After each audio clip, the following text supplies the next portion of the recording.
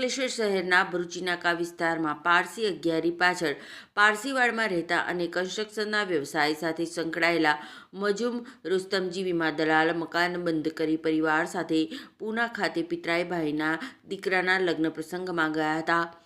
આ દરમિયાન તસ્કરોએ ડુપ્લિકેટ ચાવીથી મકાનના મુખ્ય દરવાજાનું તાળું ખોલીને અંદર પ્રવેશ્યા હતા।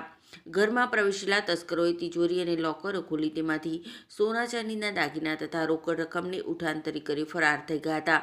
તસ્કરો મકાનમાંથી ₹16,80,000ની કિંમતના સોનાના 14 તોલા દાગીના અને 3 લાખ રોકડ મળી કુલ ₹19,80,000ના માલમત્તાની ચોરી કરી ફરાર થઈ ગયા હતા।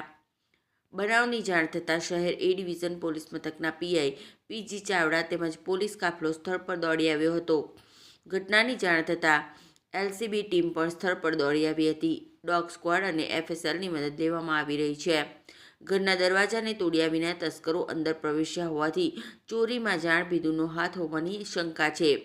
ચોરીમાં પૂર્વજો સમયના કિંમતી દાગીનાઓ પણ તસ્કરો ઉઠાવી ગયા છે।